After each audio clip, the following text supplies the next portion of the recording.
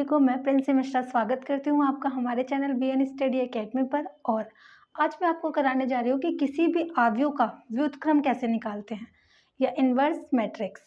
ठीक है, तो क्वेश्चन लिया गया है, अवयव ए बराबर दिया है आपको और इसका व्युत्क्रम अवयव यानी ए इन्वर्स ज्ञात करना है। तो कैसे ज्ञात करेंगे, आइए देखते हैं। कोई अवयव ए दिया है तो सबसे पहले आप उसका मापांक निकालेंगे यानी उसका मॉडुलस निकालेंगे। मॉडुलस कैसे निकालते हैं, ए मोड बराबर सबसे फर्स्ट एलिमेंट क्या है 1 लिख दीजिए, फिर ब्रैकेट, सेकंड क्या है -1 लिखना है आपको और ये माइनस में लेना है -1 ब्रैकेट, थर्ड +1 माइनस। हमने यहाँ ये प्लस का, ये माइनस का और ये प्लस का क्यों लिया, क्योंकि जो इसके चिन्ह होते हैं वो क्या होते हैं प्लस माइनस प्लस। ठीक है, इसलिए हमने एक प्लस का लिया, फिर माइनस का और फिर प्लस। अब क्या करना है, 1 है तो आप 1 के पास आपको बिल्कुल क्लोज करना है, लाइन खींच देनी है, कॉलम भी और रो भी। क्या बच गया आपके पास, 1 की 1 से गुणा करेंगे 1 -2 की गुणा 3 से, 2 3 जा 6। ठीक है, सेकंड है 1, फिर 1 को क्लोज कीजिए, रो बंद कॉलम बंद, ये बच गया हमारे पास 0 3 और 1 1। तो आपको इनकी भी मल्टीप्लाई करनी है, 1 की 0 से करेंगे 0 -1 की 3 से करेंगे 3। ठीक है, नेक्स्ट 1, अब थर्ड रो बंद थर्ड कॉलम बंद, तो ये हो जाएगा 0 -1 की 1 से करेंगे 1। सॉल्व कीजिए, ए मोड इज इक्वल टू, ये हो जाएगा -5 की 1 में करेंगे -5, यहाँ पे -3 और 1 में गुणा करेंगे +3, 0 -1 माइनस का 1 -1 की 1 के साथ मल्टीप्लाई करेंगे -1, तो ये आ जाएगा ए मोड बराबर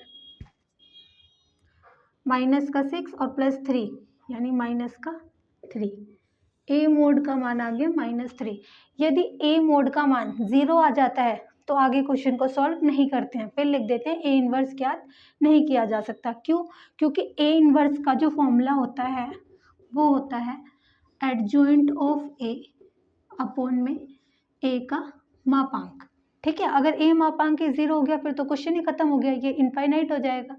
तो आपको ए इन्वर्स निकालने के लिए क्या क्या चाहिए, ए मोड का मान चाहिए और एडजॉइंट ए का मान चाहिए। ए मोड हमने निकाल लिया, अब हम बात करते हैं एडजॉइंट ए की। एडजॉइंट ए कैसे निकालते हैं, एडजॉइंट ए निकालने के लिए सबसे पहले आपको निकालना होगा उपसारणिक। ठीक है, उपसारणिक को कैसे लिखते हैं, कैपिटल एम से। अब जब आप उपसारणिक निकालेंगे तो इसमें कितने एलिमेंट हैं, 1 2 3 4 5 6 7 8 9 है, तो आप लिखेंगे M11 M12, दूसरे एलिमेंट को लिखते हैं 12, तीसरे को लिखते हैं M13, फोर्थ को M21 क्यों लिखते हैं, 21 का मतलब है second row first column, second row का फर्स्ट कॉलम में, फिर M22 M23 M31 M32 और M33, ये आपको फाइंड करने हैं। कैसे फाइंड करते हैं, M11 पर जाना है, 1 जो एलिमेंट है उसको पूरा क्लोज करना है, रो और कॉलम, जो बच गया उसकी आप मल्टीप्लाई करेंगे, 1 की 1 से 1 -2 की 3 से 6। 1 2 पे जाना है, रो और कॉलम को क्लोज करना है, 1 2 कॉलम क्लोज रो क्लोज, ये हो जाएगा 0 -3। इसी तरीके से 1 3 को क्लोज करेंगे तो क्या आएगा 0 -1। ठीक है, फिर M21 ये है, 21 वाली रो को क्लोज कॉलम को क्लोज, क्या बच गया 1 -2 2 2, इसको क्लोज करेंगे, ये हो जाएगा 1 -1। 2 3 को क्लोज करेंगे, ये हो जाएगा 2 -1। 3 1 को क्लोज करेंगे ऐसे, ये बच जाएगा 3 -1। 3 2 को क्लोज करेंगे, 3 1 जो 3 -0।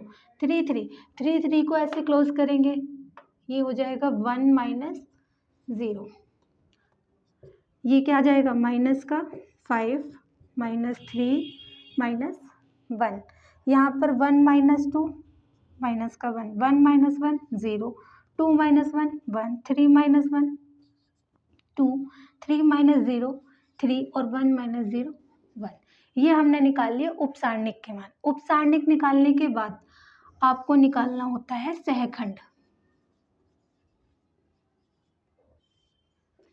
सहखंड में क्या करना होता है, जो आपने कैपिटल M11 M12 लिखा है, इसको अब आप लिखेंगे capital A11 A12 A13 A21 A22 A23 A31 A32 A33, इतने मान निकालने हैं हमें। इनकी वैल्यू कैसे पता चलेगी, जो m के मान है वही आप यहाँ रख दीजिए। ये हो गया -5 -3 -1 -1 0 1 2 3 1। ठीक है। अब सहखंड में क्या करते हैं, जो भी आव्यूह का चिन्ह होता है उससे मल्टीप्लाई करते हैं। किसी आव्यूह का अगर हम चिन्ह देखें तो क्या होता है, 3 × 3 आव्यूह लेते हैं हम। तो ये हो गया प्लस माइनस प्लस, फिर होता है minus plus minus plus minus plus, ये होता है।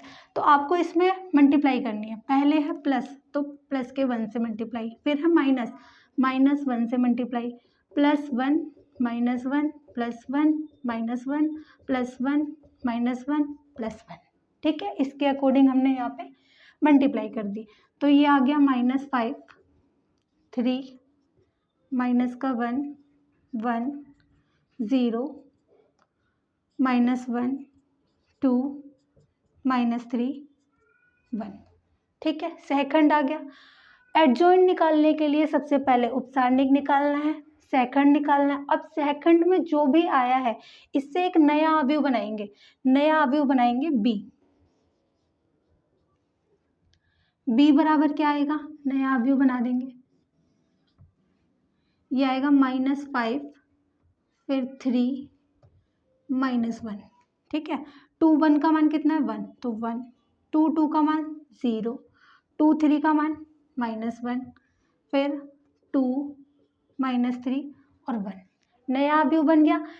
एडजॉइंट ए बराबर होता है नए अवयव का डैश, यानी एडजॉइंट ए का जो फॉर्मूला होगा वो होगा b डैश। जो भी आपने नया अवयव बनाया उसका डैश निकालेंगे।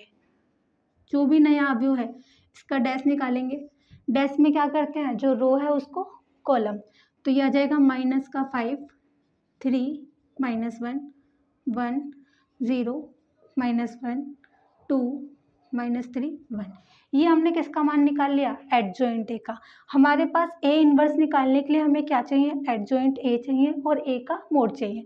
ए मोड निकाल रखा है हमने, एडजॉइंट ए निकाल लिया। ए इनवर्स निकालेंगे कैसे, इस फॉर्मूले में मान रख देंगे। यहाँ बताती हूँ आपको, A inverse is equal to mod क्या आया हमारे पास 1/-3, जो वैल्यू आई है वो रख देंगे। -5 1 2 3 0 -3 -1 -1 1। अगर ये डिवाइड होता है तो डिवाइड कर देंगे, अदरवाइज यहाँ भी आंसर छोड़ सकते हैं। ये हो गया हमारा ए इनवर्स। ए इनवर्स निकालने के लिए पहले मोड निकालना है, उपसारणिक निकालना है, सहखंड निकालना है, सहखंड से एक नया अवयव बनाना है, फिर उसका डैश निकालना है, देन फॉर्मूले में रखना है A inverse is equal to adjoint of A upon में ए का मोड। ठीक है, सबको समझ में आया। आज के लिए इतना ही, बाकी मैं आपको नेक्स्ट वीडियो में बताऊंगी कि आव्यूह विधि से किसी समीकरण को कैसे हल करते हैं। ये क्वेश्चन भी बोर्ड में 8 नंबर का आता है, लॉन्ग क्वेश्चन।